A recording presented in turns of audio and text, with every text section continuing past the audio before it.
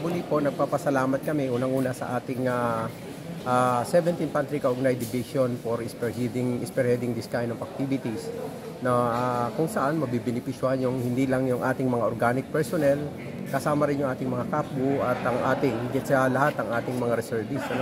Ito ay parte ng effort ng division, yung kaugnay, ang Laangkawan, na kung saan ini-involve din natin yung ating mga reservists. Especially now, na ngayon ay sineselebrate ang reservist, National Reservist Month.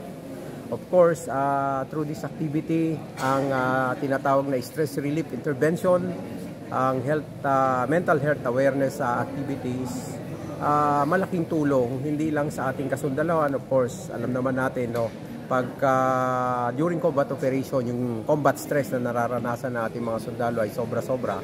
So, through this activity, mapiprevent natin ang combat stress at of course, merong mga mitigating na mga bagay, mamimitigate natin yung ating stress, yung stress ng ating mga sundalo. Again, thank you very much sa ating 17th Infantry Kaugnay Division at sana hindi ito ang huling pagkakataon. Karoon pa sana ng mga similar activity like this para higit pa natin mapangalagaan ang ating mga kasundaluhan, ang ating kapbu at ang ating mga reservists. Again, sa ating mga reservists, ating Laangkawal, happy 44th National Reservist Celebration. Maraming salamat. Pero kapag ang stress, ang mga pinagmumula ng stress, karamdaman, yung stress hormones na ito ay ma-assure na baliktaran na inversely proportional. Maaaring na-stress ka, kaya ka madalas magkaroon ng karamdaman.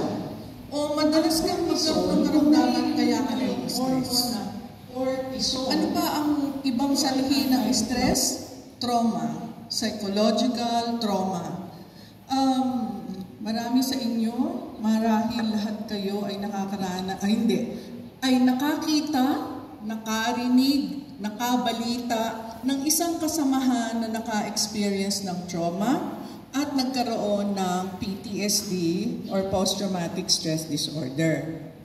Hindi lahat ng trauma ay nagkakos ng PTSD. Kapag ito ay napabayaan at hindi na-stabilize, hindi nagkaroon ng psychological first aid, maaaring lumala at magkaroon ng disorder. Pamilya. Malaking punto yung malalayo sa pamilya na stress tayo. Pera. Wala yata sa ating hindi na stress sa pera. Kahit maraming pera mo, kahit konti ang pera mo, nai-stress ka pa rin sa pera. Kasali na ako doon. Hanap buhay. Pag nahihirapan sa trabaho, walang trabaho.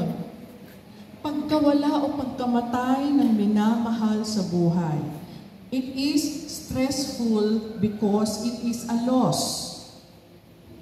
Ano ngayon ang sekwela or ang kasunod ng loss? Ang kasunod ng loss ay grief or pagdadalamhati. At habang tayo ay nagdadalamhati dahil sa pagkawala ng ating minamahal sa buhay, ang stress hormones ay patuloy. Pag nalulungkot, ngumingiti. Dahil asya na tayo, iba tayo sa mga puti. Ang puti kapag galit-galit, ang Asian kapag galit, tahimik. Ang puti kapag nalulungkot, umiiyak. Ang Asyano kapag nalulungkot, tahimik lamang. At pag tinanong mo, kumusta ka? Anong sagot? Okay lang. Tinanong niya ako. Okay, mga kapatid. Gusto ko ipakita sa inyo ang magandang kulay ng brain. Yan ang normal na PET scan ng brain. Ang ganda po ng kulay, At saka, ang kanang bahagi ng utak namin, bikuin nyo nga po yung kanang bahagi ng inyong ulo. Ito po ay in-charge sa creativity, sa arts, music, inspiration,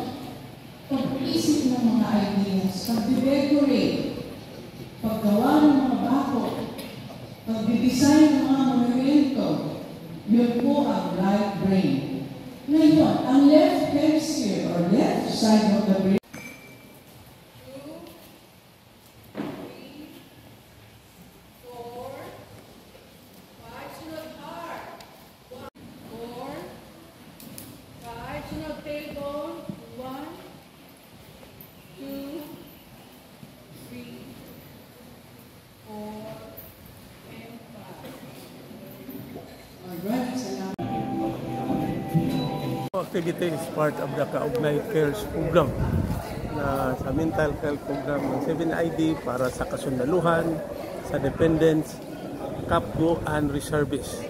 Ito ay initiative ng 7ID para makatulong sa mental health ng mga personnel under 7ID in partnership with our subject matter expert, si Ma'am Chari.